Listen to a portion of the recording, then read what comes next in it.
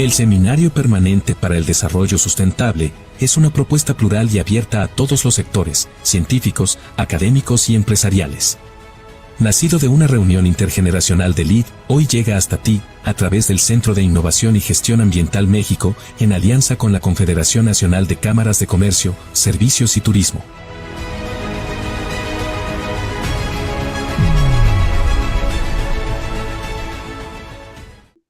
Gracias por estar en el Seminario Permanente para el Desarrollo Sustentable. Hoy, un miércoles más, para platicar de desarrollo sustentable.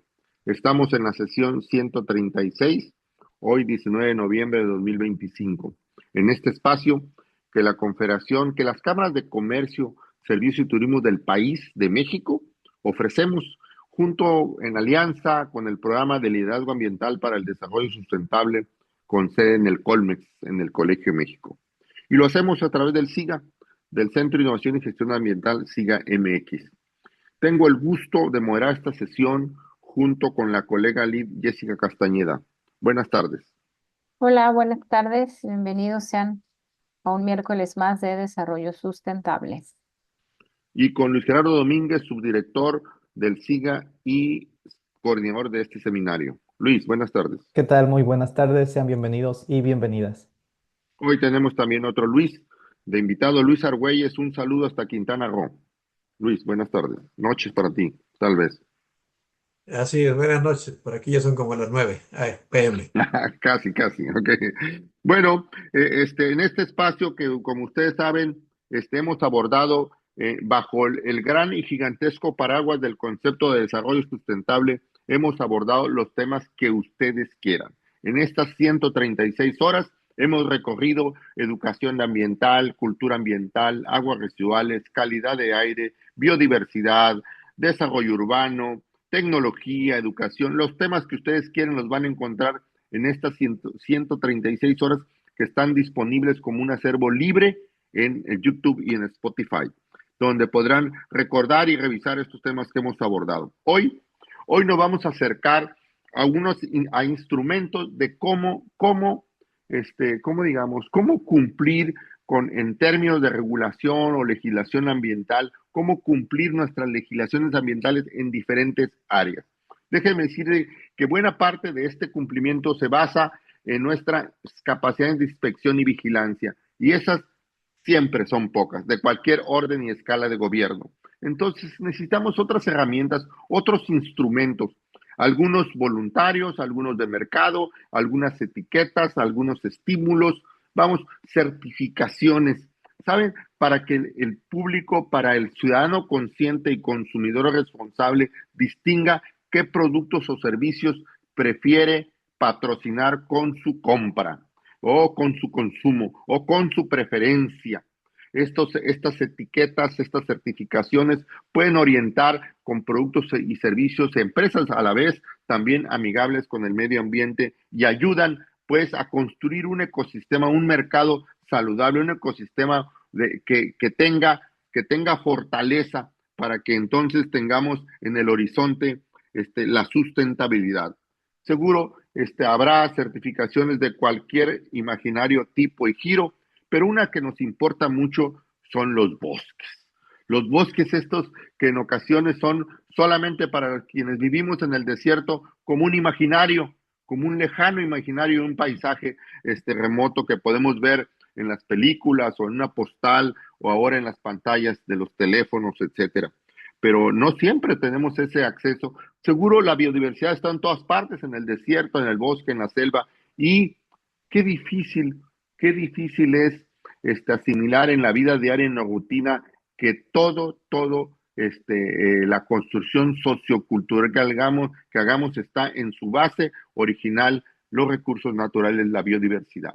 Y los bosques nos los imaginamos con árboles, todo solo el desarrollo, el aprovechamiento forestal, solo bosques y pinos o árboles grandes. No, también en el desierto, también hay cactus, también hay muchas plantas del desierto que también tienen algún aprovechamiento forestal y en ocasiones no lo percibimos así en nuestra vida diaria, ingeniera Castañeda.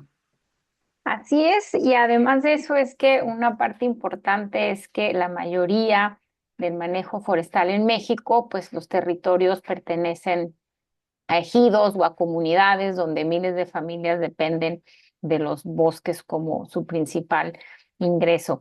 Y yo creo que el balance que hay que encontrar es precisamente su, su conservación y su productividad y su capacidad de regeneración. Decimos nosotros la capacidad de carga, ¿no? Hasta dónde podemos convertir los bosques en procesos productivos y donde dejamos que solo se regenere, ¿no? Y con prácticas sustentables, bueno, permitimos que esas cosas pues sea un desarrollo sustentable, que pueda haber un aprovechamiento económico, pero que también se esté cuidando los bosques, se estén previniendo incendios, los manejos de los incendios, conservar los hábitats, etcétera, ¿no? Estas certificaciones que vamos a ver el día de hoy, pues es una herramienta para poder garantizar este tipo de manejo. Sí, gracias Jessica, ingeniero. Y bueno, desde la perspectiva local, ingeniero José Carmelo, no hay que olvidar, y también pues es importante recordar que pues aquí en Baja California también es un hogar de ecosistemas forestales de enorme valor ecológico biocultural. Un ejemplo pues emblemático es el Parque Nacional Sierra de San Pedro Mártir, decretado como área natural protegida en 1974 con una superficie de más de 70.000 hectáreas y reconocido por sus bosques de coníferas, matorrales de zonas áridas y su papel clave en la regulación del clima de la región central del estado. Y bueno, en este parque se albergan distintas especies como el puma, el gato montés, el coyote y el venado. Pero quizá el de mayor distintivo es el programa de reintroducción del cóndor de California, una especie considerada extinta en México hasta el 2010 y que hoy pues cuenta con más de 30 individuos que pues gracias a la colaboración entre México, California y Arizona se han recuperado. Y bueno, todo esto nos recuerda pues que la gestión responsable de los ecosistemas forestales no es un lujo, es una necesidad urgente. Ingeniero. Luis Gerardo, no empecemos con San Pedro Mártir porque me haces que yo recuerde que buena parte de mis preferencias de Baja California, de los sitios preferidos en Baja California es el Parque Nacional de Sierra San Pedro Mártir, efectivamente a quienes le mandamos un saludo a la gente que está allá, porque anoche cayó la primer nevada de la temporada en San Pedro Mártir, pero dejémonos de esto mejor presenta a nuestro invitado para que hable él sí con propiedad de lo que significa estas certificaciones. Por favor, adelante, Sí. Luis. Luis Alfonso Argüelles Suárez es egresado de la Escuela Nacional Militarizada de Guardas Técnicos Forestales en Uruapan, Michoacán. Posteriormente obtuvo el título de ingeniero agrónomo especialista en bosques por la Universidad Autónoma de Chapingo. Inició su carrera en 1981 como investigador en manejo forestal en el Instituto Nacional de Investigaciones Forestales y Pecuarias. Más tarde fue comisionado al proyecto Plan Piloto Forestal de Quintana Roo, participando como contraparte técnica mexicana en la cooperación México-Alemania a través del GTZ, hoy GIS. Asimismo, colaboró como contraparte técnica en el proyecto de manejo forestal de Quintana Roo dentro del marco de cooperación México-Gran Bretaña. Durante una década se desempeñó como director forestal de la Sociedad de Productores Forestales Ejidales de Quintana Roo y por 25 años fue asesor forestal del ejido Novec en la misma entidad. En 1995 integró el Consejo Directivo Internacional del Forest Stewardship Council, fungiendo como presidente durante 2 años. Ha trabajado como consultor en certificación forestal con RA Swartwood en Peter, Guatemala, Honduras y Costa Rica. También ha sido consultor para diversas organizaciones nacionales e internacionales, entre ellas WWF, Fundación MacArthur, Conavio, Tenature Conservancy y Chemonix. En 2014 recibió el Premio Nacional Forestal de la CONAFOR en la categoría de silvicultura comunitaria. En 2017 fue galardonado con el Premio al Mérito en la categoría de desarrollo forestal por la Asociación Mexicana de Profesionales Forestales. Le recordamos a nuestro público que se registre, si se registra con su nombre completo, el seguro va a recibir a vuelta de correo a su solicitud una certificación, una constancia perdón, no se recibió una constancia de haber estado aquí. Y además les agradecemos que contesten la encuesta que está en línea para ayudarnos a retroalimentarnos y hacer mejor este programa. Y por lo pronto, gracias a Luis Argüelles por estar aquí y el micrófono es tuyo, se va hasta Quintana Roo. Adelante, Luis. Hola, es un gusto estar con ustedes. Es un honor que me hayan invitado. Esto es un día importante en mi vida, así que compartirla con ustedes va a ser algo que para mí vale la pena, ¿no? Empecemos un poquito por ahí, la ponemos. Bueno, lo Listo. que quiero contarles de entrada es una pequeña historia, el por qué yo estoy en este asunto, ¿no? Yo estoy en este asunto porque por ahí apareció en los datos que dio Luis Gerardo de que yo fui 10 años director de una sociedad forestal campesina. Bueno, en aquel tiempo yo terminó el famoso Plan Piloto Forestal de Quintana Roo, ¿verdad?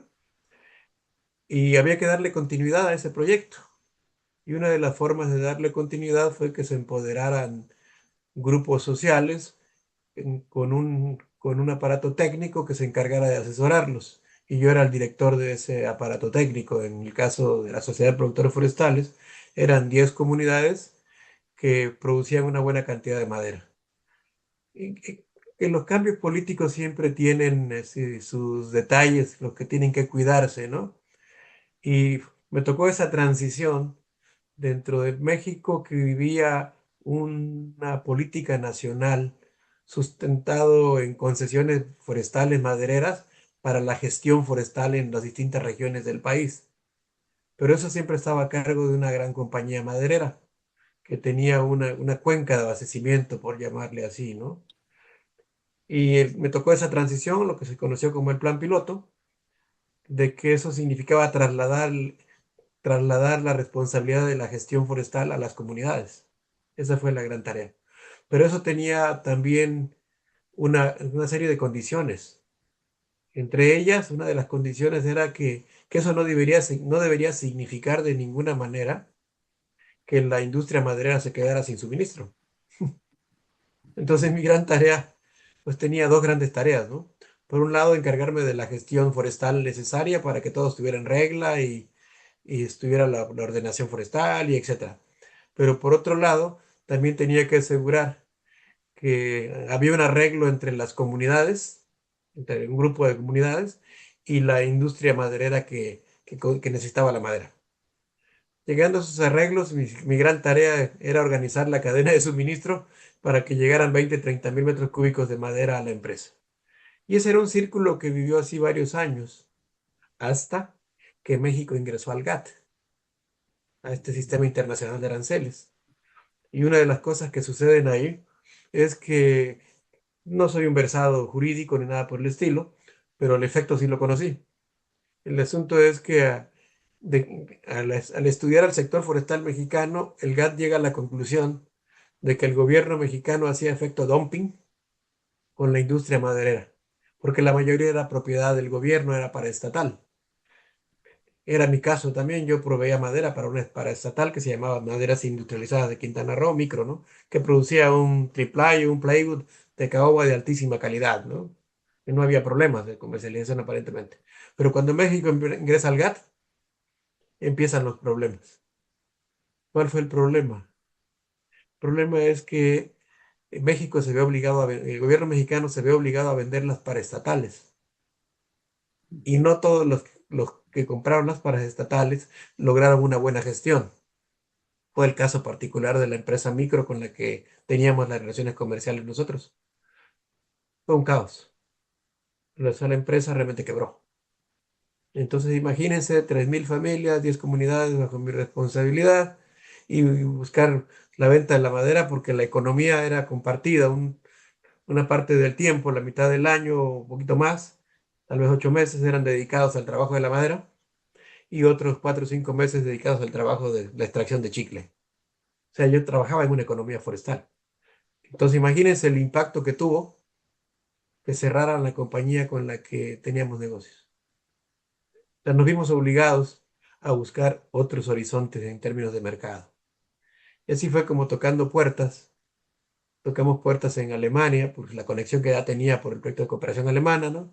Tocamos puertas en Inglaterra y en otras partes de Europa y mandamos muestras de madera y etcétera. En ese tiempo no había correo electrónico, entonces todo era por fax, ¿no? Y mandar muestras y aquí y allá. Finalmente casi teníamos arreglos para reactivar nuestra venta de madera hacia esos países cuando recibimos un fax. El fax decía categóricamente que lo lamentaban mucho, que les gustaban las maderas y etcétera, que los precios eran accesibles, pero que había empezado una nueva política en Europa. Parece ser que en la mayoría de estos países que podían ser los compradores, eran mayoría en el Parlamento la gente con intereses ambientales. Los partidos verdes creo que habían tomado mucha fuerza en ese tiempo. El caso es que prohíben prácticamente el ingreso de madera tropical a Europa. Una especie de boicot a la madera tropical con el argumento de que no cooperar en la dinámica del desmonte. Y creo que tenían razón, ¿eh? En realidad sí había grandes deforestaciones en el mundo, ¿no? Creo que las cifras eran monstruosas, ¿no? Entonces, pero eso hizo que yo empezara a ver, oiga, espéreme, nosotros tenemos un plan de manejo, tenemos bien organizado el territorio, son comunidades con una economía forestal, entonces, pero ¿saben qué? Nadie nos creía, por más que intentamos vender la madera allá. Entonces, de ahí yo empecé con la idea de que había que diferenciar los productos forestales. Entonces, vayamos adelante con la presentación. Bueno, ahí ven dos situaciones, ¿no? Dos situaciones muy clásicas. De un lado ven una cuestión un poco, por poner un ejemplo, ¿verdad? Un asunto de destrucción y degradación, y por otro lado el manejo forestal bastante más o menos organizado, ¿no? Entonces, ¿de qué se trata esto? ¿Por qué nace la certificación? Para diferenciar un caso del otro. O sea, no es lo mismo comprar madera que provenga de la destrucción y la deforestación que comprar madera que provenga del manejo forestal. Cuando compras madera de manejo forestal, pues de alguna manera estás contribuyendo a mantener una economía local que sí se preocupa un poquito por mantener los bosques. En el otro lado no importa. Dicen por ahí que del lado izquierdo es sacar el máximo de madera en el menor tiempo posible y al menor costo posible.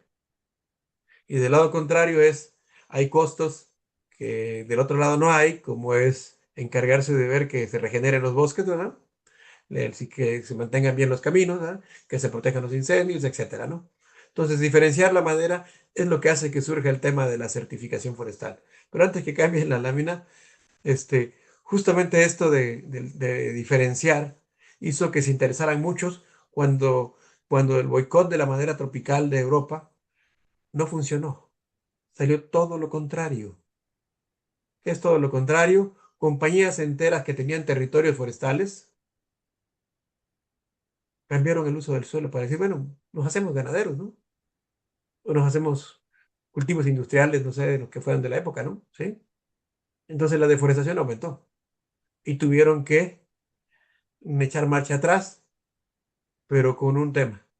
El tema se llamó, bueno, sí, pero con certificación forestal. Y así nacen las primeras certificadoras en el mundo. Vamos por la siguiente. Y ahí les voy a dejar un videíto del FSC. Que no está tan actualizado, ¿eh? FSC, aliado para la sostenibilidad. El mundo enfrenta una crisis ambiental. La tala ilegal de árboles y la expansión de tierras agrícolas y urbanas están acabando con los bosques que generan oxígeno y almacenan carbono. La planificación sostenible, en cambio, regenera y suma a los valiosos servicios ecosistémicos que los bosques aportan a nuestro planeta. Juntos, podemos apoyar a la disminución de la pérdida de los bosques en México y en el mundo, a través de un consumo responsable y la colaboración de todos los actores de la sociedad. Podemos asegurar prácticas sostenibles que beneficien a nuestros bosques y ecosistemas, esenciales para mitigar el calentamiento global, ya que capturan y retienen el carbono presente en la atmósfera. Ayudamos a cuidar los bosques, en los que habitan más de la mitad de las especies del mundo y de los cuales depende el sustento de 1.600 millones de personas. Eso equivale a 12 veces la población de México. El manejo forestal responsable, la cadena de custodia y el uso del sello FSC engloban de manera activa los 3 pilares de la sostenibilidad. Estos compromisos garantizan que tanto consumidores como empresas participen en prácticas que cuiden los bosques, beneficien a las comunidades locales y conserven la biodiversidad.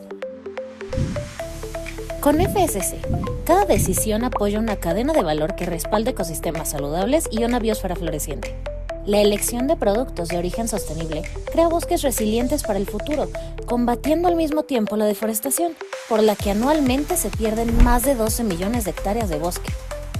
Para ponerlo en perspectiva, las 4 secciones del bosque de Chapultepec abarcan 686 hectáreas. Cada año perdemos el equivalente a 17.489 bosques como este. Sin embargo, a través de FSC, al año 2024 se ha logrado certificar 1.5 millones de hectáreas de bosques y a más de 160 comunidades. Al elegir ser parte de la comunidad FSC, apoyas 14 de los 17 Objetivos de Desarrollo Sostenible de la ONU. Cada acción cuenta para construir un futuro más justo, equitativo y sostenible para todos. Los bosques saludables son esenciales para mantener la oxigenación, la biodiversidad y el bienestar humano. Protegerlos no solo implica conservar su belleza, sino también asegurar un legado de vida y esperanza para las próximas generaciones. A través de FSC, impulsamos un manejo forestal responsable, trabajando para que los ecosistemas florezcan para el beneficio de todos, ahora y en el futuro.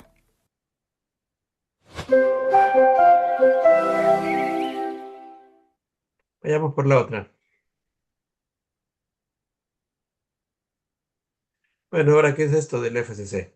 Como les dije hace un rato, cuando esa situación no funciona, el hacer algo que prohíba el comercio internacional de maderas tropicales, que surge el tema de la certificación. Y si mal no recuerdo, en ECO 92, que fue cuando empezó, creo, las conferencias de clima, pues ya había más de 600 certificadoras, ¿no? Y cada maestro con su librito, ¿no? Y justamente es en ECO 92 donde se reúnen los interesados y los que estaban como protagonistas de estos procesos y llegan a la conclusión de que había que poner orden, ¿no? Y para esto acuerdan que se creara una entidad para que hubiera un único sello y un estándar reconocido por todos y que de alguna manera fuera la entidad que le diera la sostenibilidad al sistema, ¿no? Y ese es como nace el FCC, por un acuerdo de todas las partes, es decir, pongamos orden y no todo el mundo inventa su librito, construyamos consensos, ¿no? Y de esa manera nace el FCC como una organización, no es gobierno, ¿verdad? No es gobierno, no tiene fines lucrativos, ¿verdad? ¿Sí? Y curiosamente, los que se reúnen para fundarla, se reúnen en Canadá, la primera ocasión, pero ahí acuerdan constituirla en algún país donde se considerara neutral. Y neutral en términos de comercio de madera, no hablando de política. O sea, que no fuera un país de altísima producción o que no fuera un país con altísimo consumo, ¿no? Que eso no fuera a parecer el objeto de apoyar una u otra línea, ¿no? Sino que apareciera algo más neutral. Y bueno, escogieron México. O sea, el FCC se fundó en México en 1994 en la ciudad de Oaxaca. Las oficinas legales del FCC siguen estando ahí. Si bien las oficinas ejecutivas se trasladaron a Europa por el boom de la certificación que tuvo mayor fuerza en, ¿cómo se llama?, en Europa, ¿no? Es una organización de membresía, una especie de club, por llamarlo así, de las personas que tienen una filosofía compartida, que tiene que ver con esos 3 pilares que conllevan el manejo forestal responsable, ¿no? Desequilibran los aspectos sociales, los económicos y ambientales, como vamos a ver más adelante. En la actualidad, pues ya no son 89, son un poquito más. Estos datos que tengo por aquí no son tan actualizados. Acabo de venir de Panamá, de la Asamblea General del FCC. Había personas de 90 países. Entonces, es una organización global, ¿no?, que tiene un esquema de operación donde tiene una posibilidad de tener como como una especie de oficina en cada país, ¿no? En distintos tamaños, en distintas gradaciones. Seguimos con la otra. Ahora, ahora se crea el FCC y cómo cumple su misión, ¿no? Bueno, lo primero que nada es que tiene estándares basados en principios y criterios. Cuando eran pocos los miembros del FCC era más necesario, ahora tal vez no tanto, pero sigue siendo importante. Los principios del FCC fueron hechos por un grupo que trabajó muy fuerte en esto, con un balance entre expertos sociales, expertos económicos y expertos ambientales, pero se consensuaron a nivel global. Y esto dio una serie de principios y criterios que el FCC son los que utiliza en todo el mundo. Lo otro es, aquí viene una parte muy importante para todos. Y esto es lo que da, creo, el sustento a la credibilidad y a lo robusto del sistema FCC. El FCC no certifica, hace el estándar, tiene los criterios, ¿eh? Hace los estándares, los indicadores, pero no certifica. Lo que tiene es un sistema de acreditación. ¿Y eso a qué responde? Recuerdan que les dije que había muchas certificadoras sueltas, ¿no? Bueno, se crea un sistema de acreditación y se van depurando, ¿no?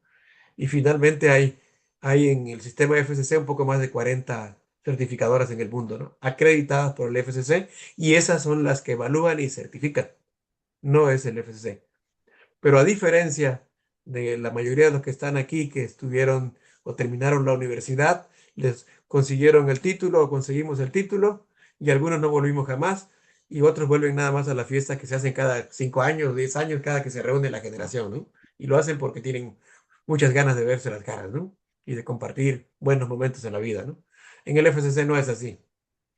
Después de que acredita una certificadora, la monitorea, es decir, la revisa cada año. Por supuesto, no revisa todas las operaciones. Hay un sistema de muestreo, se eligen las operaciones y se hace el monitoreo para ver qué tanto está cumpliendo con la aplicación correcta del estándar. O sea, el FCC no evalúa al sujeto que tiene el certificado, evalúa cómo está trabajando la certificadora, ¿no? ¿Sí? ¿Qué otra cosa tiene el FCC? Bueno, tiene una etiqueta, un sistema de etiquetado, ¿no? Con etiquetas registradas prácticamente en todas las partes del mundo. Es decir, eh, las etiquetas del FCC son de uso restringido. Y lo que tiene, pues, es un mecanismo orientado al mercado. ¿Por qué dice orientado al mercado? Porque se trata de informar al consumidor que cuando encuentra la etiqueta FCC, ¿qué es lo que está detrás de esa etiqueta? Bueno, lo que está detrás de esa etiqueta es que los que la sustentan cumplen con los estándares del FCC, que vamos a ver más adelante cuáles son los estándares que tiene FCC, ¿no? ¿Continuamos? Bueno, sí, en breve, ¿qué es la certificación, no? De entrada, pues es un asunto voluntario. Como dije, no es gobierno. Es aquellos que quisieran utilizar la etiqueta FCC para diferenciar sus productos, deciden abordar la certificación. ¿Y qué es lo que consigue con el FCC? Es que si cumple con los estándares del FCC, pasa una evaluación de una certificadora, no del FCC, pero sí con un estándar que es del FCC, ¿sí? En ese momento tiene derecho a un contrato de 5 años que le permite el uso de la marca para decir que lo que ellos producen proviene de una fuente bien manejada. Y las imágenes que ven por ahí son una en el trópico, ¿no? Por ahí ven que está un auditor, ¿verdad? Y alguien mostrándole sus mapas y etcétera. Y andan en el campo haciendo una verificación. Eso se ve en el centro. Y del lado izquierdo ya están en el aserradero viendo la trazabilidad de la madera que salió de ese bosque. Y para dar una idea de lo que significa manejo forestal razonablemente bien hecho, pues tienen la figura del lado derecho, que es un tratamiento de árboles semilleros. Cosecharon los árboles de toda esa zona y dejaron los semilleros y vean ahí la regeneración. Eso es en una comunidad en Oaxaca. Creo que es en San Pedro el Alto. Entonces, más o menos por ahí va el tema de la certificación, ¿sí? Someterse a una evaluación voluntaria en la que te revisa una entidad profesional acreditada por el FCC de que cumples o no cumples con el estándar, ¿no? ¿Continuamos? Bueno, este es un detalle que vale la pena señalar también del FCC. todos dirían, bueno, pues un estándar internacional, ¿verdad? Que no necesariamente se va a adaptar a los países, ¿no? Va a ser tan diferente la situación que va a ser compleja la aplicación. Bueno, una cosa que tiene el FCC es que permite que cada país desarrolle su estándar. Pero no se trata de desarrollar un estándar sin una metodología, sin un procedimiento, etc. De entrada tiene que formarse un grupo de trabajo equilibrado en cuanto al número de personas que están del área social, del área económica y del área ambiental. Y este grupo requiere un reconocimiento del FCC que lo reconoce como el grupo para desarrollar el estándar mexicano. Y para eso entrega términos de referencia, ¿no? Y les dice que los indicadores internacionales es como una bolsa de indicadores. Y lo que hace entonces el grupo de trabajo, en primer lugar, es aceptar un indicador si le parece que es completamente apropiado para el país. Lo otro puede también rechazarlo, decir, bueno, este indicador no aplica en México, ¿no? Y le voy a dar un ejemplo de no aplica. ¿Sí? Un indicador que diga, los documentos de las concesiones madereras deben estar en regla, bla, bla, bla. En México ya no hay concesiones madereras. Entonces ese indicador no aplica. ¿Sí? Lo otro que puede hacer el grupo de trabajo es adaptar el indicador, ¿no? Volviendo a este ejemplo, pudiéramos decir que en el caso de México, quienes tienen manejo forestal tienen que ostentar la propiedad o colectiva o individual, pero tienen que ostentarla. ¿Cómo se ostenta? Con un título de propiedad, dice el verificador, ¿verdad? O con el documento que les entrega el gobierno a los ejidos y comunidades forestales. Bueno, pero ese trabajo lo hace un grupo acreditado por el FCC y hace su propuesta de toda esta depuración y esa propuesta, que sería la propuesta del estándar mexicano, se eleva a la unidad de estándares del FCC, se hacen las revisiones que cumpla con todos los estándares internacionales que debe cumplir un estándar, verifica que cumple también con los estándares del FCC y se aprueba, se modifica o se rechaza. En el caso de México tenemos nuestro estándar aprobado. Es decir, cualquier certificadora que venga a trabajar en México no puede trabajar con otro que no sea el estándar mexicano. Y esto es para manejo forestal. El de cadena de custodia, ese sí es genérico y es internacional. ¿Seguimos? Bueno, no vamos a echarnos una clase de FCC completa, ¿no? Pero para que tengan una idea, esto es una especie los 10 principios están por ahí, ¿verdad? El primero, obviamente, que si no cumples con las leyes de tu país, pues ¿cómo puedes estar certificado, ¿verdad? El segundo tiene que ver con los derechos de los trabajadores y las condiciones de empleo. ¿Y por qué es esto así? Ojo con lo que voy a decirles, ¿eh? Y eso no lo dije hace un rato, pero voy a decirlo ahora. ¿Cómo se gobierna el FCC? El FCC se gobierna por cámaras. O sea, hay una cámara social, una cámara económica y una cámara ambiental. Y, ojo, en la cámara social hay comunidades, hay pequeños productores, ¿eh? Hay interesados en el desarrollo social, pero también hay muchos de los sindicatos de trabajadores de la industria maderera europea y americana y otras partes, están como miembros del FCC y son los primeros interesados en que haya condiciones de empleo digno, ¿verdad? Seguridad social y etcétera, ¿no? Luego hablamos de la otra, ¿no? Derechos de los pueblos indígenas, ¿no? El respeto a los derechos de los pueblos indígenas es un tema fuerte en el FCC, ¿no? Y el otro tiene que ver con las relaciones con las comunidades. Y todo el mundo diría, bueno, ¿y por qué tendría que ver un buen manejo con relaciones con las comunidades? Nada más pensemos por un momento que el área de aprovechamiento está en un punto X para llevar la materia prima a un punto y ahí atraviesas el territorio de varias comunidades. ¿Qué pasa con sus caminos? Después que yo extraiga la madera, ¿les dejo el camino deshecho? Por eso habla de las relaciones con las comunidades, ¿no? El otro asunto es cómo son tus relaciones con esas comunidades, ¿no? O sea, con esto quiero decirle que también el tema comunidades es importante. Y el otro tema, beneficios del bosque, bueno, no todos usamos el mismo lenguaje, ¿no? Pero particularmente en México, en lugar de hablar de beneficios del bosque, yo hablaría de beneficios de los recursos forestales. Por ahí hace un rato conversábamos por ahí, ¿no? Del tema de cuando hablamos de recursos forestales, entonces ya podemos hablar de bosques, de pino encino, Podemos hablar de los diversos tipos de selvas y, ¿por qué no?, hablar de los distintos tipos de matorrales semidesérticos y manglares que tenemos en México, ¿no? Entonces, por eso yo me enfoco más a la parte de recursos forestales. Sin embargo, así vienen nuestros estándares, ¿verdad? Cuando hablamos de beneficios del bosque, está pensado de que no se vea solamente madera, que se vean también los servicios ecosistémicos que eso nos genera. Y cuando hablamos de servicios ecosistémicos, hay varios tipos, pero entre los más relevantes sería la parte de biodiversidad, la parte de hidrológicos, ¿verdad? ¿Sí? Que son así como los que son, y el carbono, pues si no, obviamente, ¿no? Bueno, luego hablamos de los valores. Esta es una historia que también me gusta platicar a veces, este tema de cómo surgió el tema de los valores en el FCC y todo esto, ¿no? Es un tema un poco complejo. En el origen del FCC no había 3 cámaras, había 2. Una era la Cámara Económica con el 33% del poder, del voto para dirigir el FCC, y la otra era la Cámara Social Ambiental con 66%. Lo real era que cuando yo llego a estar en el FCC, en la directiva del FCC, pues nos percatamos de que la mayoría de los de la Cámara Social Ambiental no eran sociales, la mayoría eran ambientalistas. Estaba WWF, Greenpeace y entre otros más, ¿no? Entonces vemos la necesidad de generar el proceso para generar una tercera cámara. Y lo discutimos, se habló, etcétera, y se pudo. Y se pudo, ¿no?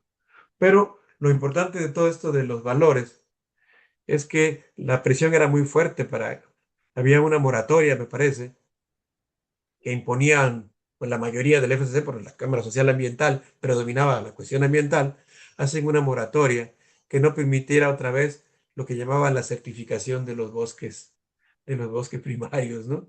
Y eso fue un gran debate, un gran debate. De ahí surge la necesidad de dejar muy claro que los impactos ambientales tendría que ser algo que debería ser un tema que el FCC tiene como un principio, ¿no? Lo otro que tiene que ver con el FCC es la planificación apropiada del manejo forestal. Y un punto donde casi todos patinan es en el monitoreo y evaluación, ¿no? ¿Por qué es tan importante el tema de monitoreo y evaluación? Porque es el que permite autocorregirte, ¿no? Como alguien dijo hace un rato que estuviéramos antes de la reunión, o lo dijo durante la reunión, no necesariamente los sistemas que existen oficiales son una herramienta que te permite que tú mismo te evalúes y tú mismo te corrijas, ¿no? En este caso, el principio 8, ese es el enfoque, ¿no? Monitorea para que te autocorrijas, ¿no? Y el principio número 9, que tiene que ver con los altos valores de conservación, fue una gran negociación entre los grupos ambientalistas radicales al interior del FCC y los grupos sociales y los grupos económicos. Es decir, hey, analicemos cuáles son las partes de ese bosque, de esa selva o de ese recurso forestal donde hay altos valores de conservación. Y donde hay altos valores de conservación, esos son los sitios que hay que conservar. O hay que cuidar de otra manera, ¿no? Más estricta, ¿no? Pero no todo el territorio. Si no, pues esto hubiera excluido la gran mayoría de los territorios que tienen selva, ¿no? Que eran punto crítico, ¿no? Y por último, que es algo así como un enfoque preventivo, ¿no? Bueno, implementación de las actividades de manejo. O sea, lo que dice el librito que escribiste en el plan de manejo, pues hay que verificar que eso es lo que se hace, ¿no? Y si no es así, con monitoreo hay que reajustarlo, ¿no? Pero en general, en este marco están los principios del FCC. Cada principio tiene una serie de criterios, cada criterio tiene una serie de indicadores, pero no vamos a abordar eso. El tema no va a ser decir, esos son los principios fundamentales del FCC. ¿Continuamos? Bueno, los que se han metido a este tema, ¿verdad? No los voy a complicar con esta lámina, lo voy a tratar de simplificar a su mínima expresión. En realidad es una especie de jerarquía de objetivos. Si cumplo un objetivo, un objetivo menor, que sería tener el verificador, quiere decir que cumplo con el indicador. Y si cumplo con los indicadores, cumplo con los criterios. Y si cumplo con los criterios, cumplo con los principios, ¿no? Así funciona esto. Claro, así hay un manual, un protocolo, todo eso ahí, ¿no? Pero en general es jerarquía de objetivos. No puedo tener yo un cumplimiento de un principio si no cumplo con los criterios, ¿no? Y no puedo cumplir con los criterios si no tengo los indicadores que muestran que cumplo con el criterio, ¿no? Entonces, esta es la base del sistema de certificación FSC. ¿Continuamos? Bueno, ahí tenemos un poquito el esquema clásico, ¿no? Que nos muestra un poquito la trazabilidad, ¿no? Que eso es parte de lo que el sistema busca, ¿no?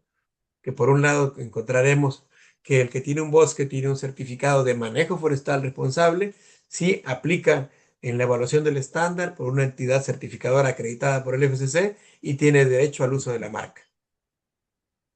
Y él puede venderla a una industria. Si la industria quiere seguir diciendo que lo que ella vende proviene de fuentes sostenibles, tiene que someterse a una evaluación de cadena de custodia.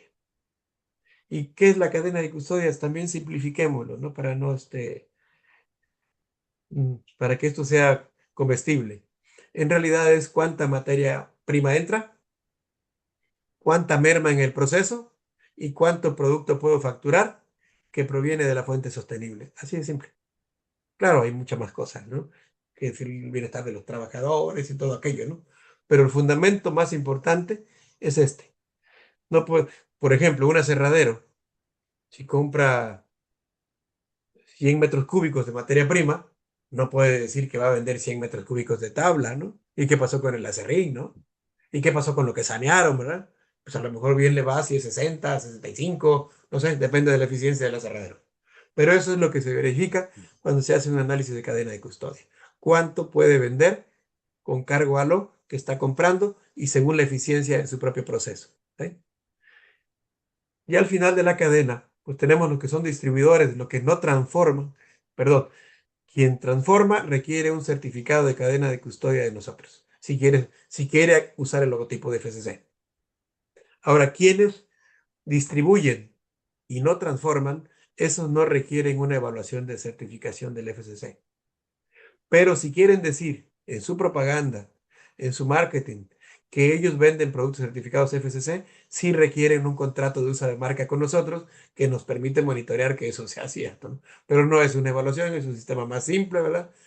Simplemente se monitorea que de alguna otra forma sí tengan productos FSC que están vendiendo y que se atienda a cualquier reclamo, ¿no?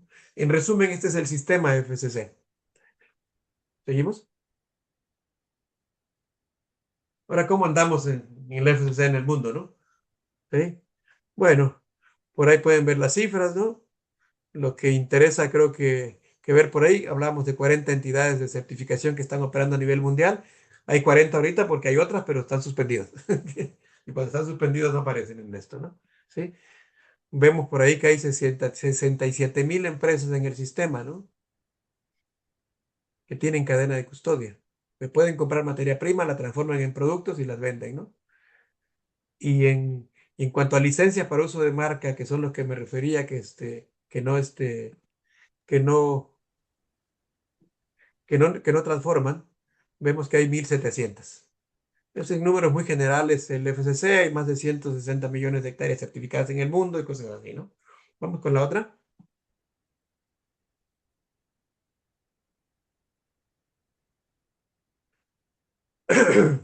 Ahora, ¿cómo estamos en México, no? Dirían, ¿no? Bueno, en México hay 37 miembros del FCC. O sea, hay mexicanos que son miembros del FCC. De esos 1,000 y tantos que vieron al principio que estaban por ahí, 1,117, algo así, 37 de ellos son mexicanos y mexicanas, ¿no? Y de las dos, obviamente. Y bueno, hasta cuando se hizo esta nota teníamos 1,8 millones de hectáreas certificadas FSC en el país. Ojo, ¿eh? Eso significa más del 30%. O sea que sí hay un volumen capaz de abastecer industrias para que puedan procesar y vender productos certificados de FSC, ¿no? ¿Sí? ¿Y cómo estamos ahorita? En México, 340 empresas tienen cadena de custodia, que compran materia prima, no necesariamente mexicana, pueden importarla, obviamente. Muchos de ellos son importadores, hay que reconocerlo. La procesan y venden, ¿no? Y en México operan 8 entidades de certificación. De las 40 que vimos, 8 tienen sucursales en México. Y tenemos 23 licencias de uso de marca. Eso quiere decir que son empresas que no transforman, sino que comercializan simplemente, ¿no? Esta es un poquito la situación de los números generales de México. ¿Seguimos, por favor? Ahora, ¿cómo es nuestra tendencia en México, no? Vamos de picada hacia abajo, hacia arriba. Vean que la curva presenta vaivenes. Los vaivenes de alguna que otra manera tienen que ver con que al principio, en los primeros años del FCC, no aparece ahí, pero era más alta al principio, ¿sí? Pues mucho de los financiamientos para la certificación de manejo forestal provenía de donativos de las ONGs internacionales, que estaban interesadas básicamente en saber cómo se manejaban los recursos en México o incidir en el manejo de los recursos en México. Y luego en algún momento se retiran, deja México de ser una moda para financiar ese tipo de cosas y se cae la certificación. Yo empiezo a colaborar más o menos en el 2000, en el 2014 ya en el FCC y empezamos con una cuestión de informar lo más que se pueda, acercarnos directamente a las comunidades. El resultado de esto es una tendencia que pueden ver con mucha facilidad, que es una tendencia a crecer en los últimos 10 años. Eso tiene mucho que ver con que el FCC retomó su oficina en México, como les dije antes, o comenté en algún momento, tiene la oficina legal en México, pero la sede ejecutiva está en Alemania, ¿no? Porque ahí estuvo el boom de la certificación, porque ahí creció, etcétera, y México quedó un poco en el abandono, por llamarlo así, ¿no? Pero luego crea una oficina con un grupo de trabajo que trabajamos en México, que promueve y da la información y hace cosas como la que estoy haciendo ahorita con ustedes, ¿no? Para que todo el mundo se informe, ¿no? Sí, con este tema lo que les quiero decir es que la tendencia es creciente. Y algunos se preguntarán, bueno, ¿y por qué las comunidades de México están entrando a la certificación? No es por el tema del precio de la madera, ¿eh? No se confundan. Ese no es el tema.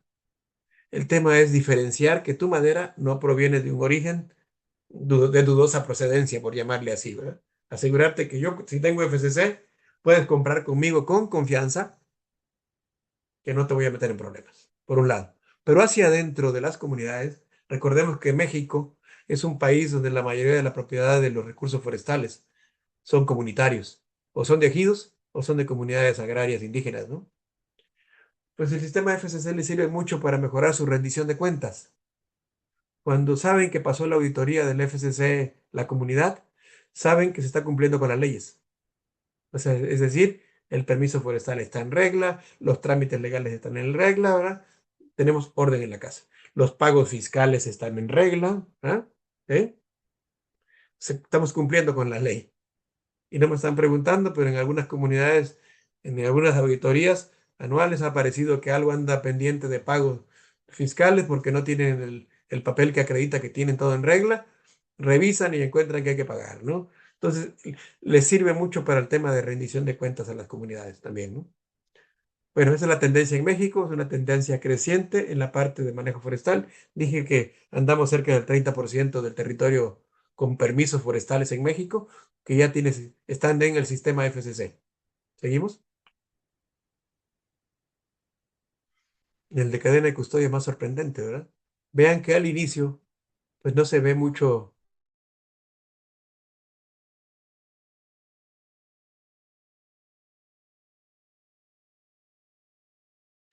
A que cada vez más se fija en que de dónde viene lo que consume, ¿no? Tiene que ver con eso, por un lado, ¿no? Por otro lado, tiene que ver con que al principio, pues las ONGs que financiaban la certificación, solo les interesaba financiar manejo forestal, no industria, ¿no? Entonces, la gráfica entonces tiene un crecimiento genuino de la reacción de la industria respondiendo al consumidor. Esa es esta preocupación porque el consumidor no vaya a dejar sus productos de lado porque tienen un origen dudoso, ha ido llevando paulatinamente a esto. Y también hay algunos grandes corporativos, ¿no? Globales que han decidido que toda su cadena de suministro tenga que ser de tipo FCC, ¿no? Voy a dar un ejemplo de esto, ¿no? ¿Alguien conoce las tarimas? ¿Ha visto las tarimas azules? Supongo que sí. La van a encontrar casi en todos los grandes distribuidores de productos, ¿no? En los grandes supers. Esas tarimas azules son de CHEP. Y CHEP es una empresa que hace tarimas, no las vende, las renta, eso no importa el comercial de CHEP, Lo que sí tiene es que todo lo que consume tiene que ser FCC. Lo mismo es con IKEA y algunas otras empresas, ¿no? Entonces eso genera una cadena que va jalando, ¿no? Pero en México tenemos empresas nacionales como Biopapel que tomaron la decisión que toda su cadena de suministro tiene que ser FCC y la han ido gradualmente implementando y eso jala la cadena, ¿no? Y va haciendo que cada vez se sumen otros. Para dar un ejemplo y explicarles un poquito por qué está creciendo de esa manera la curva, ¿no? ¿Seguimos? Bueno, ¿qué beneficio puede obtener alguien o podría decir alguien que aborda la certificación, ¿no? Fíjese que la palabra es acceso a mercados, es una especie de llave. Cuando yo les dije que yo empecé con todo el tema de la certificación, les dije fue porque se nos cerró el mercado en Europa y lo que queríamos era una llave para abrir y la llave se llamó FCC. Y aún estando yo de director en aquellos grupos de comunidades, logramos exportar madera. Y al lograr exportar madera hicimos que el mercado nacional se interesara en nuestras maderas y que se desarrollara el mercado. Entonces es una especie de llave, ¿no? El otro asunto es este asunto, que sea más competitivo, ¿no? No es que tenga mayor precio, pero que tenga preferencia, ¿no? Ese es el otro asunto. Y el otro, que es el que a mí me gusta mucho, cuando encuentras el logotipo del FCC, puedes decir que se pueden hacer negocios con confianza. El que compra un producto puede tener la confianza de que tiene una cadena, que tiene una trazabilidad, que todo proviene de una fuente de manejo forestal responsable o sostenible, ¿no? ¿Y para qué lo usan otras empresas? Y aquí voy a detenerme tantito, aunque no voy a ahondar en el tema, tendría que ser objeto de otra conferencia. Otro de los esquemas que han surgido al final, respondiendo a la demanda, tanto de empresas como de propietarios de certificado, es lo que llamamos nosotros la verificación de servicios ecosistémicos, que es, que es un segundo sello, por llamarlo así, que puede obtener una comunidad o un pequeño propietario que maneja bien sus bosques cuando quiere demostrar que no solo maneja bien el bosque, sino que también tiene prácticas que hacen que se incremente la biodiversidad, se incremente el carbono, ¿verdad? O aumenten las infiltraciones de agua, ¿no? Pero para eso se requiere no solamente que haga bien manejo forestal, se requiere verificar el impacto, que eso que digo está sucediendo y que tengo una cuestión que va aumentando. ¿Por qué surgió esto, no? Porque hay empresas, hay como muchos de ustedes tal vez, interesados en colaborar en que el que se aumente la captación de agua en cuencas, ¿no? Sobre todo, por ejemplo, las grandes zonas hoteleras son consumidores de una muy buena cantidad de litros de agua y si quieren colaborar en que se aseguren que las prácticas forestales, además de ser buenas prácticas forestales, también haya buenas prácticas hidrológicas capaces de aumentar la infiltración, pues van a querer asegurarse que eso es real. ¿Y qué se hace ahí? Se hace una verificación de impacto. Y esa verificación de impacto, por si quieren saber un poquito más del tema, busquen por ahí un video que yo no voy a poner porque ni siquiera lo puse en la conferencia. Busquen por ahí un video que ha hecho la compañía del Fuerte, que tiene un arreglo de servicios ecosistémicos con un grupo de ejidos en la zona de Durango, la zona de Topia, ¿sí? Donde, donde compensa a las comunidades que están en la parte alta por sus mejores prácticas para aumentar la infiltración, como son represas, como son acordenamiento de material, etcétera, ¿sí? Para que aumente la infiltración. ¿Por qué le interesa? Bueno, porque abajo en Sinaloa cultiva sus tomates, ¿no? Y le interesa que haya agua para siempre, ¿no? Entonces, de esa manera, por ahí surge el tema de servicios ecosistémicos, pero también les permite comunicar a las compañías, a las empresas, a los hoteles, también pudiera ser el caso, ¿verdad? Les permite comunicar que están colaborando en la conservación de los servicios ecosistémicos de alguna zona, alguna región. Chequen por ahí ese video de Del Fuerte, búsquenlo, pongan la palabra Del Fuerte, Ejido Topia, y por ahí les va a salir algo. ¿Seguimos? Creo que llegamos al final. Les agradezco muchísimo su atención y estoy a la orden para recibir comentarios y cualquier retroalimentación es bienvenida.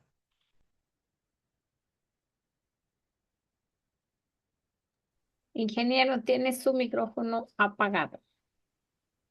Ahí está. Luis Argüelles, gracias, gracias. Nos llevaste hasta la orilla para dejarnos bien entrados con la verificación de impactos. Híjole, esto te compromete para regresar a este seminario en una sesión, cuando tu agenda lo permita, claro, pero te compromete, ¿eh? Mira, antes de que reacciones y esperando los comentarios del público, me gustaría en esta verificación de impactos, y lo dijiste con mucha claridad, ¿qué pasa con la biodiversidad? Esta certificación hace que no haya menos deforestación y que entonces la biodiversidad o los servicios ecosistémicos que pusiste, los servicios de ecosistemas, mejoren. ¿Está medida o es la manera en que nos dejaste entrados para la siguiente sesión? Y luego, ¿cuál tu opinión sobre esta? Creo que México arrancó una exportación de aguacate libre de deforestación, también es un tipo de certificación, no sé si tiene que ver con la que estamos hablando ahora o es otro tipo de otra certificación. Te diría porque, bueno, a veces uno habla nomás certificación y ya, pero ¿quién certifica? ¿Qué prestigio tiene? Bueno, seguro habrá unas certificaciones más maduras o menos maduras, o hasta patito, por no decir de otra manera, ¿no? Creo que también eso podríamos, platicarlo un poquito más. Y la otra, si tiene alguna relación también la certificación, estas con una cosa, fitosanitaria, porque cuando hablas de tarimas azules, yo recuerdo que hace unos años con la NOM, creo que es la 144, para el tratamiento térmico de las tarimas, y entonces se volvió un problema porque Europa pidió que el embalaje, ¿no? Que de las tarimas, pues, donde iban las pallets de las tarimas, estas tuvieran certificación, sello térmico, ¿no? Para una cuestión fitosanitaria. Y bueno, en ese momento los hornos para ese tratamiento, etcétera, no estaban. Y bueno, fue una de las tantas que decimos a veces barreras no arancelarias para el comercio, como los que nos platicaste al principio de tu incursión en estos giros. Pero eso lo dejamos en la mesa y vamos a lo que el público nos está comentando, por favor. Tengo una pregunta de Alex Peralta, que nos acompaña en la Ciudad de México. Dice, ¿cómo participan las autoridades normativas en el proceso del FCC? Decir la participación de la CONAFOR, de la CONAGUA, del INPI, de la CONABIO. Otra pregunta de Demetrio, que nos acompaña. Demetrio nos acompaña también de Ciudad de México. Dice, ¿qué opina de los desiertos verdes? Y una última que me gustaría leer, más que se me fue por ahí, de Fernando Zun Escalante, que nos acompaña de Guadalajara, es donde podemos consultar a las organizaciones certificadas en México. Para que reacciones, por favor, Luis, adelante. Sí, claro. Vamos a empezar con la parte de gobierno, ¿no? Recuerdan que dije que el FCC permite que se desarrolle el estándar en un país. ¿Sí? Bueno, el grupo de trabajo de México estuvo constituido por 9 personas. 3 especialistas en el tema social, 3 en el económico y 3 en el ambiental. Pero había invitados especiales, acordados con el grupo, obviamente. Entre ellos, un representante de la Semarnat, un representante de la CONAFOR, ¿sí? Incorporados al grupo de trabajo. ¿Esto qué quiere decir? Que participaron en la discusión de filtrar los indicadores internacionales para hacer el estándar mexicano. Hasta ahí podríamos decir que tenemos la participación directa. La indirecta es México en general ha adoptado como salvaguarda la certificación, principalmente FCC a nivel internacional, que es la que hay en México, y cada año, como está en la ley aparece que hay un apartado de la ley forestal, de la ley de desarrollo forestal, que dice de la certificación forestal voluntaria. Cuando un enunciado aparece en la ley, en una ley, la que sea, la entidad ejecutora, en este caso la CONAFOR, tiene la opción de presentar presupuestos para poder operar ese tema de la ley. Es el caso de la certificación FCC. La CONAFOR siempre tiene una bolsa para que aquellos que se quieren certificar, que son comunidades o pequeños propietarios y no tienen recursos, pueden acudir a esa bolsa. Para eso hay un sistema que tiene la propia institución, etcétera, ¿no? Por ahí está el otro tema. Entonces, esto hace que sí nos mantenemos en constante comunicación acerca de cómo vamos evolucionando. En general, creo que esto es lo que podría decirte de Sí. gobierno. De lo demás no tiene injerencia, porque justamente es un sistema no gubernamental y justamente es uno de terceras partes donde nosotros mismos no certificamos. Son entidades completamente independientes, ¿no? Eso sería la parte de gobierno, ¿no? En la parte que creo que tocaste al principio, el tema este de los servicios ecosistémicos, sí, efectivamente lo vamos a dejar para otras sesiones. Yo creo que deberían ser varias, ¿no? Porque seguramente te vas a encontrar con que algunos de los que están aquí son industriales y están interesados en la parte de cadena de custodia y pudiera hacerse una conferencia dedicada al tema cadena de custodia para explicarlo bien y uso de la marca y etcétera, ¿no? Pero pudiera ser otra enfocada al tema este de servicios ecosistémicos, ¿no? Sin embargo, voy a dar un poquito más de información al respecto. De entrada, para que de parte nuestra se haga una verificación de impacto de servicios ecosistémicos, primero tiene que tener certificado de manejo forestal responsable. Si no hay un certificado de manejo forestal responsable, nosotros no verificamos el impacto. Porque lo primero que hay que garantizar es la permanencia de ese bosque y las prácticas mínimas necesarias para que ese bosque no se acabe. Ahora quiero incrementar la biodiversidad. Entonces, para eso tiene que pedir una verificación de impacto. Y esa verificación de impacto previamente le va a pedir que tenga una línea base. Es decir, ¿cuál es mi línea base sin las prácticas que voy a hacer? ¿Y cuál es mi teoría de cambio? ¿Y cuál es mi teoría de cambio con las prácticas que voy a hacer? Voy a tomar un caso concreto que es más fácil para mí, el caso Topia, que ya es un caso cocinado. Van por su 5.º año o algo así los del Fuerte y Topia, y ya han crecido otras 6 comunidades que se han agregado al sistema con ellos, ¿no? Y si les interesa un poquito, es en la cuenca del río Culiacán, la que están protegiendo a ellos. Pero ahí, ¿qué es lo que sucedió? Por un lado, los amigos desde el Fuerte se encontraron que ellos eran consumidores responsables. Y dijo, bueno, ¿por qué somos consumidores responsables si lo que nosotros vendemos son tomate, jugo de puré de tomate y no sé qué más, ¿no? Porque el envase que usan es de Tetra Pak. Y Tetra Pak tiene nuestro sello. Es una empresa de esas que dicen, yo solamente FCC. Entonces, al tener eso del Fuerte, ¿qué dijo del Fuerte? Oigan, pues soy responsable, ¿cómo le puedo decir a mi público? Sí, lo puedes decir, pero nadie puede usar la marca de FCC si no tiene una licencia para usarla. Y entonces hace un contrato con nosotros de uso de la marca para poder comunicar que compra envases, que los envases en los que empaqueta lo que vende provienen de una fuente sustentable. Y por tanto colaboran de alguna manera, con fomentar la protección y la conservación de los bosques del mundo, ¿no? Pero cuando vieron el impacto que tuvo poner en sus envases un comunicado de ese tipo, dijeron queremos ir por más. Y fue cuando preguntaron, ¿y cómo podemos ir por más? La respuesta fue simple. ¿Y sabes de dónde viene el agua que consumen tus tomates? No, pues no. Pues fíjate que yo sí sé. Aquí hay una zona en Durango, en la sierra, en la cuenca del río Culaquián baja y llega a tus principales tomatales. ¿Te interesa conocer? Dijo, sí, lo llevamos a conocer. Ahí nos encontramos con que el ejido Topia ya tenía certificado de manejo forestal responsable. Y del Fuerte le dijo, oye, pero yo quisiera más agua. ¿Qué prácticas vas a hacer?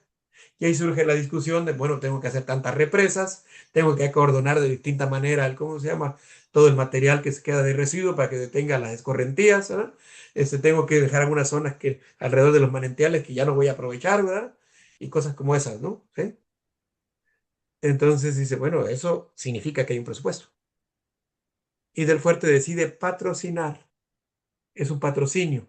No son créditos de carbono, ni son créditos de biodiversidad, ni son créditos hidrológicos. Es un patrocinio. Decide patrocinar a Topia para que haga esas prácticas. Y los de Topia reciben el servicio técnico de una unidad a la cual pertenecen, ¿sí? Y acuerdan con la unidad que monitoree qué tanto las prácticas están funcionando y aumentando la filtración y la calidad del agua, etcétera, ¿no? Y eso es lo que cuando va a la verificación de impacto de FCC, verifica cuál era tu línea base, dónde están tus datos de monitoreo, ¿no? Y qué está pasando en la práctica, ¿sí? Ese es un poquito, y esos reportes pues le permiten decir a Topia que sí aumentó un, un porcentaje, si no todo, al menos un porcentaje de lo que tenía previsto, y Del Fuerte tiene acceso a esos datos y entonces puede comunicarlo, de que está colaborando en esa dirección. Pero ojo, por un lado, Del Fuerte tiene con nosotros licencia para usar la marca, para poder comunicar sus resultados que tienen que ver con consumo responsable o con patrocinio de un proyecto como este, ¿sí? Y el Ejido Topia tiene certificado de manejo forestal responsable desde hace más de 20 años. Bueno, así funciona el esquema más o menos en lo general de servicios ecosistémicos. Yo lo dije muy fácil, pero cuando lo intente el que explique los servicios ecosistémicos les va a complicar la vida, ¿no? Porque va a querer hablar de más cosas, ¿no? Para mí hay que simplificar a su mínima expresión. Lo otro que hablaron por ahí, déjame ver. Creo que hablaron algo de desiertos verdes. La verdad es que yo no capto a qué se quieren referir con desiertos verdes. Si alguien me aclara, yo encantado de contestar. Luis, realmente lo que nos estás diciendo y lo dices tan rápido y sencillo, pero tiene una implicación de mucho fondo. Y lo único que me gustaría y que digo para intentar sintetizarlo es el optimismo que nos pones para hacer estas cosas que sí se puede coordinar, articular, producción, industria. Wow, creo que esto nos abre los ojos para tener esperanzas. Realmente esto me está resultando muy bueno, Luis. A ver, deja que el público siga reaccionando, por favor. A ver, adelante. Sí, antes de pasar a las preguntas, por parte de Hernández Pérez Iris de la Ciudad de México, comenta un tema muy interesante y útil, excelente ponente. Por parte de Vicente Peña, quien nos acompaña de Jalapa, también comenta el tema muy interesante y excelente presentación. Y bueno, ahora por parte de las preguntas, Óscar Troncoso, quien nos acompaña de la Ciudad de México, pregunta, ¿qué relación hay entre la certificación de manejo forestal y los bonos de carbono en cuanto a la adicionalidad? Porque muchas comunidades reciben bonos de carbono siguiendo sus planes de manejo sin que haya una adicionalidad real. Y por parte de Oliver Gutiérrez Lozano, quien también nos acompaña de Ciudad de México, comenta excelente tema y presentación. Desde su punto de vista, ¿cuál sería alguna forma de acabar con la tala ilegal? Adelante, Ya, Luis. muy buenas preguntas, ¿no? Es así como que tiran a matar, ¿no? Mira, este asunto de las adicionalidades es muy interesante. Así como en el tema de la madera, se clasifica la madera y hay madera con nudos y madera sin nudos de primera, segunda y tercera. La evolución del mercado de carbono está haciendo igual. Está haciendo igual. Es simplemente carbono sin preocuparme por la biodiversidad, o es carbono que me preocupo también por la biodiversidad y también por lo hidrológico. Entonces, ¿qué está sucediendo, Lo que está sucediendo es que el mercado es muy competitivo y hay no sé cuántos miles de créditos de carbonos en México de las distintas desarrolladoras y plataformas, y no todos tienen acceso al mercado. ¿A qué están haciendo algunas desarrolladoras de proyectos junto con nosotros? ¿Sí? Lo que están haciendo es que dicen, bueno, el carbono que yo estoy vendiendo no me lo certifica FCC porque no certifica carbono en sí, ¿sí? Pero sí puedo decir que ese carbono proviene de un bosque bien manejado y por tanto va a ser un carbono que va a seguir estando. Entonces eso lo utilizan en su estrategia de marketing, ¿sí? Y eso está evolucionando aún más, de que ya entonces empiezan a tener las plataformas, no el FCC, por ejemplo CAR, para dar un ejemplo, Berra, otra plataforma, para no preferir a ninguna, ¿verdad? ¿Sí? Dicen, bueno, el carbono que tiene adicionalidades, hay carbono A, B y C. Obviamente que el C es el que tiene, diríamos, aquí en la región maya, el más cabash, El que no tiene ni sal o frijoles, ¿no? Bueno, pero el pues el A tiene las distintas adicionalidades, ¿no? Entonces hay preferencia por el carbono que tiene adicionalidades. Así es como funciona. Y obviamente cuando ya se compite por un producto, entonces sí los compradores empiezan a ofrecer más. ¿Por qué? Porque les interesa quedarse con ese. Así es como funciona en general, ¿sí? Y tenemos alianzas con varias desarrolladoras de proyectos que van empujando el tema. Particularmente el caso que retomé hace un rato del Fuerte. Empezaron con el asunto del patrocinio hidrológico, pero ahora del Fuerte empezó a comprarle carbono a las comunidades. Y es de las primeras empresas mexicanas que compra carbono y bloquea sus emisiones en México, porque la mayoría lo bloquea afuera, por otras razones que yo desconozco. Pero esto, así es como funciona. Ahora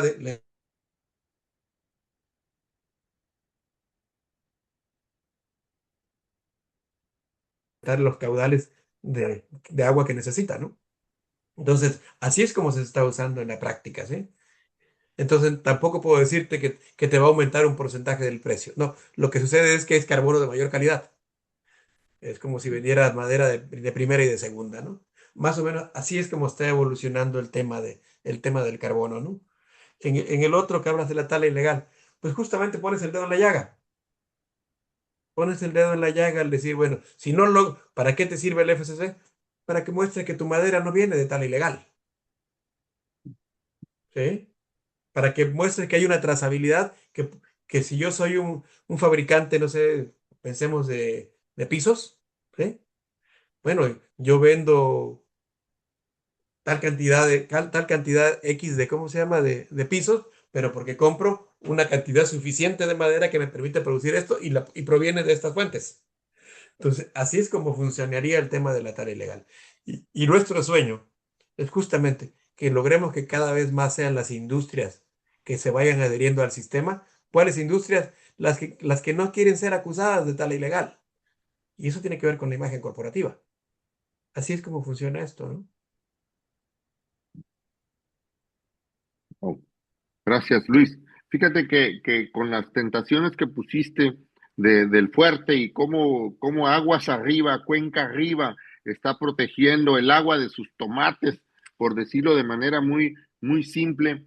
Acá tenemos casos, por ejemplo, en Baja California, la cuenca, la tierra agrícola de San Quintín, que se abastece de agua de San Pedro Mártir, de la Sierra San Pedro Mártir, por ejemplo, ese acuífero se acabó, lo chuparon y se metió la sal por abajo y ahora es la agricultura bajo plástico de ósmosis inversa, toda para desalar agua de mar, con muy eficiencia, alta eficiencia en el riego por goteo, etcétera, pero el bosque está ahí, en San Pedro Mártir, y que se nos antoja tanto este trabajo sobre el río Culiacán del Fuerte y el ejido Topia que citas. Y bueno, ¿por qué más de no decir de ciudades costeras como Los Cabos, ¿no? Que estaban utilizando ya agua de mar, desalar agua de mar para poder abastecerse y que podrían hacerse con estos, retener un poco de los huracanes y chubascos y todo lo que llega intempestivamente en Baja California Sur y que se va al agua porque no hay manera de infiltrarla, digamos, ¿no? Y estas tareas que pueden ser muy importantes.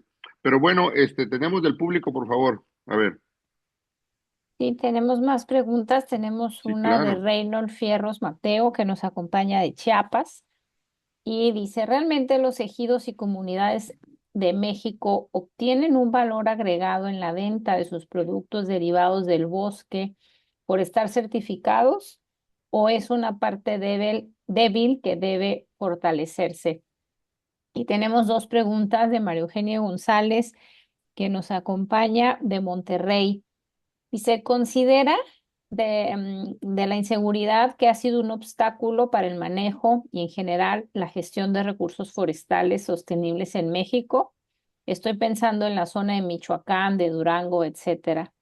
Y una segunda pregunta que dice, ¿la renegociación del TEMEC afectará la exportación de recursos forestales o no está considerada ahí? Adelante, Luis, por favor. Ya, cómo no. Mira, primero te voy a decir algo de experiencia propia. Eso que dije al inicio, de que yo era director de un grupo de comunidades y que portamos madera, ¿sí? No hay que confundir la certificación de manejo forestal, que certifica el buen desempeño para manejar el bosque. Eso no significa que estás certificando la calidad del producto que fabricaste, en lo absoluto. Eso hay que diferenciarlo muy, muy bien. Y tanto fue así mi fracaso que matamos nuestra madera. Oye, pero la calidad de la madera, pues sí, madera certificada, sí, pero no es lo que... El manejo forestal es una cosa, que me lo certifiques, y la calidad del producto es otra. Eso es ISO. Y hay ISO y hay reglas estándares para ISO, para la calidad de los productos. No hay que confundirlos. ¿Eh? O sea, certificado de manejo forestal no significa calidad de un producto. Y calidad de un producto tampoco significa buen desempeño de manejo. Son certificados independientes y distintos. Lo ideal es tener ambos. Uno para tu producto, y entonces sí tienes acceso a mejores mercados. Ahora, volviendo al tema de que si se benefician o no las comunidades, también te voy a decir mi experiencia personal, ¿no? Mi experiencia personal es muy difícil que las comunidades puedan conseguir mejores mercados.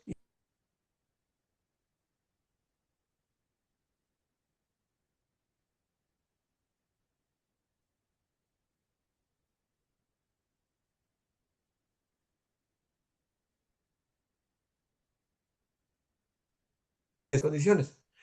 ¿Cuáles son las comunidades que sí se benefician? Aquellas que avanzan en la cadena, porque acceden a mejores mercados, ¿sí? Y los prefieren a ellos porque vas a ahorrar en el anticipo, vas a ahorrar en varias cosas, puedes comprar casi de pasamano, ¿verdad? Bueno, ahí sí vas a encontrar diferencia de precios, pero es porque ellos avanzaron en la cadena de valor, ¿sí? Entonces, sí, muy importante dejar claro, una cosa es certificado de manejo forestal responsable y otra es certificado de calidad de tu producto para que tengas mejores precios en general, ¿no? Son dos cosas diferentes. Y por último, lo del TECMEC. Bueno, yo creo que lo del TECMEC es más complejo, ¿verdad? Pero ahí, ¿qué es lo que va a suceder? Y se viene encima, ¿no? Lo que va a suceder muy probablemente es que, ¿qué sucede si le restringes la exportación a la madera mexicana hacia Estados Unidos? Pues tendría que ser consumida en México. Y si es consumida en México, significa que lo exportabas, ahora lo tienes que vender aquí. O sea, va a ser más competitivo el tema en México. A eso nos va a traer. ¿Sí? A eso nos va a traer. Entonces sí tiene un efecto y fuerte en el mercado. ¿Por qué? Porque madera que se exportaba antes tenía que venderse aquí. Pero te voy a decir algo muy esperanzador. México es un importador de madera. México importa más o menos la mitad y tal vez un poco más de lo que consume. ¿Sí? ¿Y por qué es así esto? Bueno, yo creo que no aprovechamos el potencial de los bosques del país. De los 20 millones de hectáreas de bosques y selvas que pueda haber productivos, pues estarán en uso unos 5 millones. Los demás, bueno, problemas de gobernanza comunitaria, de tramitología forestal, que etcétera, ¿no? De falta de asistencia técnica, etcétera, ¿no? Pero entonces somos deficitarios. Entonces el mercado sí habría de todas maneras. Lo que sí es cierto es que va a ser más competitivo. Eso es. Muy bien. A ver, algo más tenemos, Luis, por favor. Luis Gerardo, Sí, por adelante. parte de Enrique Serrano Galvez, quien nos acompaña de Texcoco. Alfonso, actualmente, ¿cuántas acreditadoras están reconocidas en México? El problema, desde mi punto de vista, es que el volumen de madera que proviene de la tala ilegal es mayor que el volumen de madera certificada. ¿Qué opinas? Saludos. Y por parte de Fernando Osuna, quien nos acompaña de Guadalajara, respecto al programa del gobierno federal Sembrando Vidas, ¿cuenta con algún tipo de certificación o similar para garantizar que no está siendo perjudicial con el medio ambiente? Por ejemplo, deforestando para luego plantar y obtener el beneficio del programa. Gracias. Adelante, Luis, por favor. Oiga, un gusto ver aquí al maestro Enrique. Este, con Enrique tenemos una larga historia, ¿no? Alguna vez por ahí, cuando era asesor de uno de los diputados o senadores, no me acuerdo, Enrique era senador, este, hicimos los primeros intentos para que naciera la CONAFOR. Muchas cosas le hicimos en su tiempo, ¿no? Fíjate que tu pregunta es muy atinada. De las 40 certificadoras acreditadas en México, digo en el mundo, 8 tienen tienen oficinas en México, pero tienen distintas preferencias. La mayoría de ellas se van más al tema cadena de custodia y al tema manejo forestal son menores las que le dedican tiempo. Eso tiene que ver con la complejidad de la aplicación de los estándares, ¿no? Y también tiene que ver con los negocios que tienen ya los corporativos internacionales. A veces tienen sucursales y atienden las sucursales que ya tienen en la central en Europa o en Estados Unidos, ¿no? Pero hay 8 en México que están disponibles, ¿sí? Pero tienen, como vuelvo a repetir, tienen que operar con el estándar de nosotros, ¿no? Con nuestro estándar, ¿no? Yo creo que ahí está el meollo del asunto. El otro de la tala ilegal, yo creo creo que el consumo de madera en México muy probablemente está combinado. Por un lado tendríamos la madera legal, que pudiera ser inclusive madera certificada, de otro lado está la madera importada y por otro lado está la madera ilegal. Entonces yo creo que ahí hay un déficit muy grande para trabajar. Como dije, si hablemos de unos 20 millones de territorios forestales productivos y solamente una quinta parte están en el marco legal, pues ¿qué significa con el resto, no? Ese es parte de nuestro gran problema. No, creo que no, aun cuando certificáramos nosotros probablemente las 4,5 o 5 millones de hectáreas o 6 millones de hectáreas que estén con aprovechamientos legales, va a seguir existiendo la otra parte, mientras no se les incorpore al manejo forestal. Gracias, gracias Luis. Fíjate, una de las cosas que me queda aquí como en bogoso, digo, o para que nos quedara más claro al público es, estamos hablando, no tiene que ver nada con CITES, no estamos hablando de vida silvestre, estamos hablando de producción forestal, de plantación forestal, ¿no? Para producir, ¿no? Claro, con este manejo forestal que dices que se maneja porque dejas árboles semillero, etcétera, ¿no? Hay un manejo forestal pero no es propiamente una plantación industrial maderable. No sé si nos puedes explicar un poquito más de eso y además, para que puedas cerrar con tu comentario final para poder terminar en este seminario comprometiéndote al aire en que regreses con nosotros en algún miércoles que tu agenda lo permita. Adelante, Luis, por favor. Bueno, yo hablé generalmente de bosques naturales porque es lo que predomina en México. Pero sí hay aproximadamente unas 50,000 hectáreas de plantaciones que son cultivo forestal, que tienen certificación FSC en México, ¿no? Estas se encuentran principalmente en Tabasco y en Campeche. Y creo que hay algo en Nayarit también, ¿sí? Sí hay plantaciones que son cultivos de árboles que tienen certificación FSC, pero también tienen que cumplir con el mismo estándar, ¿sí? Con el mismo estándar. Lo mismo aplica para bosques naturales que para plantaciones. Sí, obviamente hay cosas que de un lado o del otro podrían no aplicar, ¿no? Pero sí están incluidas dentro del sistema, sin temor a equivocarme, ¿no? Ahora, lo que comentaron de Sembrando Vida, bueno, si no, mientras no soliciten una evaluación voluntaria del FSC para sus sistemas agroforestales, pues no podemos decir que estemos ahí. Claro, claro, claro. Luis, ¿con qué mensaje te quieres despedir, por favor? Bueno, me quiero despedir diciéndoles que tenemos muchas cuencas en el país y que estas cuencas, si no las cuidamos, vamos a sufrir estreses hídricas en serio. Y creo que es un gran tema. El otro gran tema, pues, es biodiversidad, por todo lo que sabemos. Pero creo que en México, si no le damos prioridad al tema hídrico, vamos a tener serios problemas en el futuro, ¿no?